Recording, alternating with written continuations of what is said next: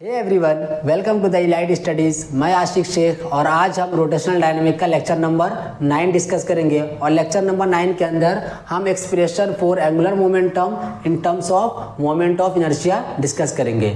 Moment of inertia की series में जो अभी सीरीज़ चल रही है एंगुलर रोटेशनल डायनामिक की, उस सीरीज़ के अंदर moment of inertia lecture number 6 में मैं अपलोड कर चुका हूँ। आप चाहे तो वहाँ से देख सकते हैं। आप देख कर आओगे तो आपको और आसानी से ये एंगुलर मोमेंटम्स समझ में आएगा, कौन सी मोमेंट ऑफ इनर्शिया के टर्म में। ठीक है, तो मोमेंट ऑफ इनर्शिया को समझने के लिए हम क्या करते हैं, हम एक सिंपल सा डायग्राम ड्रॉ करते हैं। सिंपल क्या करते हैं बच्चों, एक हम लोग डायग्राम ड्रॉ करते हैं। ठीक है, अब ये डायग्राम कैसा है, इस डायग्राम के अंदर क्या करना है, एक मतलब कोई भी एक ऑब्जेक्ट 2D ऑब्जेक्ट क्या करना है, उसको हमें ड्रॉ करना है। अब इस डायग्राम में करना है क्या, एक एक्सिस पास करनी है हमें। ठीक है, सेंटर से और सब्जेक्ट के सेंटर से क्या करना है, हमें एक एक्सिस पास करने हैं। ठीक है, अब हम देखेंगे कि इसके जो ये जो मतलब n नंबर ऑफ इसके अंदर क्या है, पार्टिकल्स है। और सब पार्टिकल क्या है, एक डिस्टेंस पे है। एक पार्टिकल वहाँ कंसिडर कर लो यहाँ है, एक पार्टिकल कंसिडर कर लो यहाँ है, एक पार्टिकल कंसिडर कर लो यहाँ है। ठीक है, तो हर पार्टिकल का सेंटर से कुछ डिस्टेंस है r। हर पार्टिकल का सेंटर से क्या है बच्चों, कुछ डिस्टेंस है r। ठीक है नहीं, हर पार्टिकल का डिस्टेंस है कुछ r। तो अब इस पार्टिकल का मास होगा यहाँ पर m1, इस पार्टिकल का मास होगा यहाँ पे कंसिडर कर लो m2, इस पार्टिकल का मास होगा बच्चों यहाँ पे mn। ठीक है, तो इसका डिस्टेंस rn, इसका डिस्टेंस r2, इसका डिस्टेंस r1। ठीक है, और ये एक क्या हो रहा है, एंगुलर स्पीड से क्या हो रहा है, ये रोटेट हो रहा है। एक एंगुलर स्पीड से क्या हो रहा है, ये ओमेगा से रोटेट हो रहा है। ठीक है, तो अब डायग्राम तो आपको समझ में आ गया होगा। इस डायग्राम को हमने लास्ट लेक्चर में जब मोमेंट ऑफ इनर्शिया को पढ़ाया था, मोमेंट ऑफ इनर्शिया किसका, रिंग का भी हमने डिस्कस किया लेक्चर नंबर 7 के अंदर, डिस्क का भी डिस्कस किया। ठीक है, तो अब क्या करेंगे, आप इसको पॉइंट कैसे लगाएंगे, यहाँ पे एग्जाम में हमें लिखना कैसे है इस टर्म को। ठीक है, तो इस टर्म को एग्जाम में कैसे लिखेंगे, तो सबसे पहला पॉइंट क्या लगाएंगे इसके अंदर बच्चों, सबसे पहला पॉइंट क्या लगा लेंगे, यहाँ पर कंसीडर कर लेंगे हम लोग कितने नंबर ऑफ पार्टिकल्स है इसके अंदर, n नंबर ऑफ पार्टिकल्स है और हर पार्टिकल का मास कुछ है। तो इसको एक को m1, एक को m2, एक को m3, m4 कितने कर सकते हो, तो कहाँ तक लिया अपन ने, mn तक लिए। ठीक है, तो अब क्या करेंगे हम लोग, यहाँ पे सबसे पहला पॉइंट क्या लगेंगे, consider.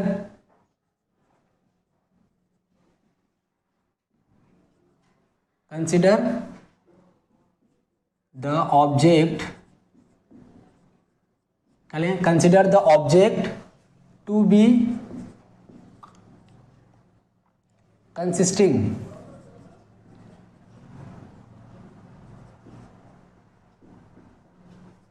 consisting n number of particles, consisting of n number of particles,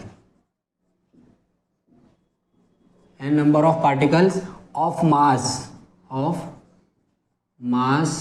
क्या है बच्चों, m1,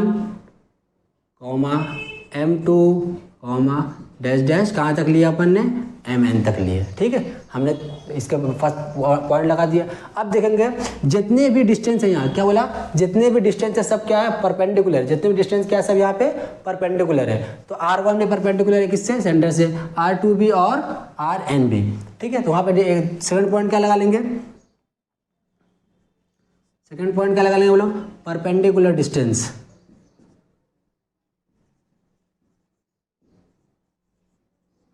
perpendicular distance r1, r2 बोलो rn। ठीक है, क्या बोला, perpendicular distance r1, r2, rn। ठीक है, बोलो फ्रॉम कहाँ से, बोलो कहाँ से, from the axis of rotation, from the axis of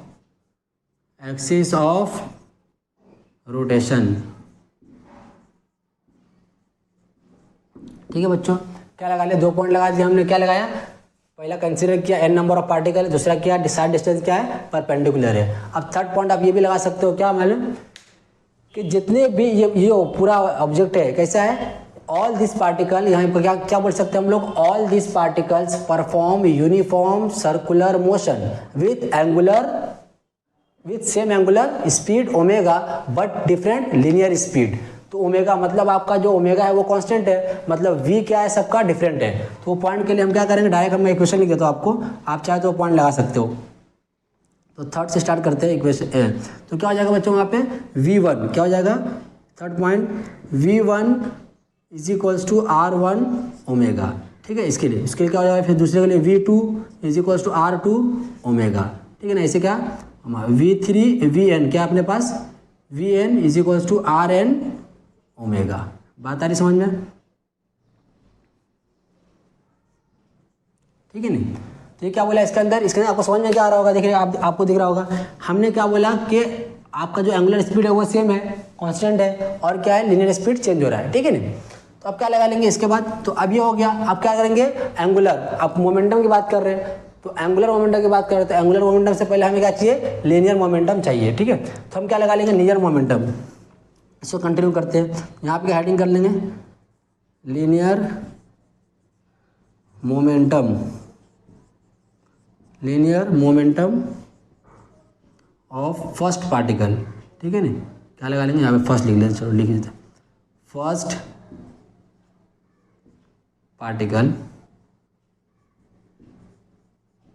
तो लीनियर मोमेंटम का फॉर्मूला क्या है, लीनियर मोमेंटम का फॉर्मूला क्या होता है बच्चों, P is equals to M into V होता है, P is equals to M into V. तो हम क्या लगा लें P1 is equals to M1 V1, ठीक है। तो अगर इसको टर्म में लिखे तो कौन टर्म में आ जाएगा, P1 कौन टर्म में आ जाएगा बच्चों, M1 अपनी जगह पे है, M1 अपनी जगह पे। देखो हमने क्या करना है, V1 की वैल्यू यहाँ पुट कर देनी है। V1 की वैल्यू क्या है, R1 ओमेगा। क्या पुट किया, P1 is equals to M1 R1 omega. तो ऐसे कंटिन्यू टर्म करते हैं। तो P2 के सिमिलरली P2 के लिए क्या हो जाएगा, यहाँ लगा लो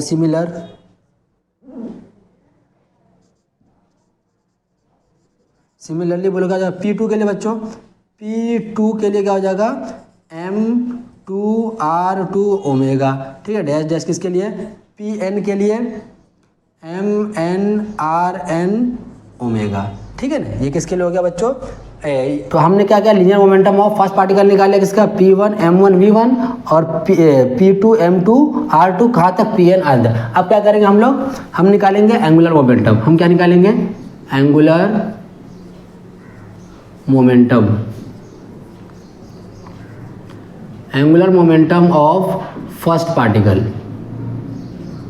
इसका बच्चों फर्स्ट पार्टिकल का,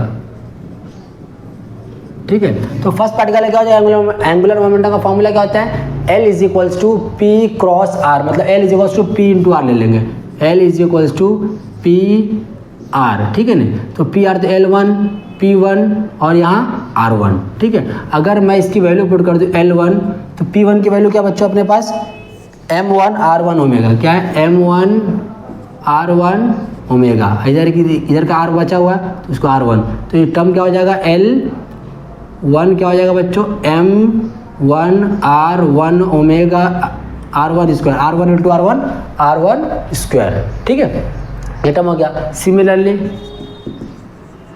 सिमिलरली क्या हो जाएगा L2 M2 R2 square omega dash dash क्या हो जाएगा बच्चों, सॉरी Ln के लिए बात करें तो किसके Ln की बात यहाँ कर लेते हैं, ठीक है।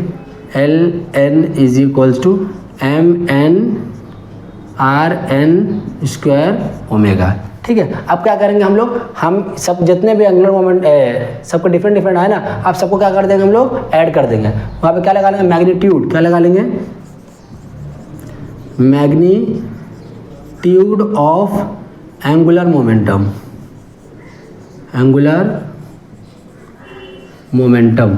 ठीक है। मैग्नीट्यूड ऑफ एंगुलर मोमेंटम, तो क्या करेंगे L is equals to L1 plus L2 plus बोलो plus dash dash plus Ln, ठीक है। तो L1 की वैल्यू क्या है बच्चों M1 R1 square omega plus L2 M2 L2 की value M2 R2 square omega. ऐसे कहाँ तक जाएंगे बच्चों